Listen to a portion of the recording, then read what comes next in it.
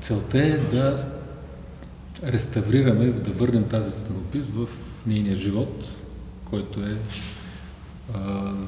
понеже знаете как е била занемарена тази сграда преди ремонта, е пострадал доста. Състоянието беше просто отчайващо и решихме по молба на господин Димов да я върнем към нов живот. Към нов живот, да. Това са 10 музи, които носят плодове, музикални инструменти, книги и се поклонят пред празния трон, където може да седне всеки един зрител. Винаги въпросът е защо е празен този стол или този трон.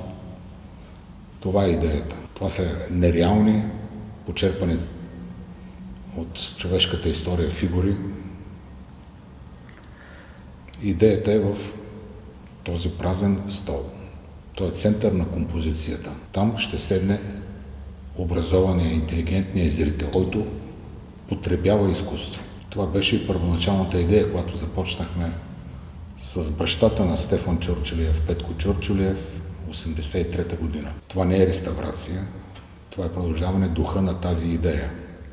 Особено актуална в момента в това бездуховно общество, в което се оказа, че живеем от много години. Посоката е вярна, остава и пътеката да ни изведе там, където трябва. Началната идея беше дълго обмислене, това не беше спонтанно решение, давай да правим. Минаха на различни варианти, с повече фигури, с по-малко фигури. Спомням си, че имаше един от вариантите, Петко Чурчулиев предложи празния стол да бъде една фигура, която стои с гръб към зрителя.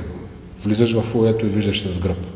Тоест тя те води. Спряхме се на този вариант. По този начин ние продължаваме и духа на Петко Чурчулиев, който е направил толкова много за нашия град. И за мен е изключително радост и чест, че след толкова години с сина му Стефан Чурчулиев ние довършваме това нещо, както го наричахме Бати Петко. До сега изчистихме всичко, което да беше мухлясал, беше много повреден. Подготвихме цялата основа наново и сега всички неща, които са били дефектирали, да го ретушираме и може би ще има нов прочит като живопис.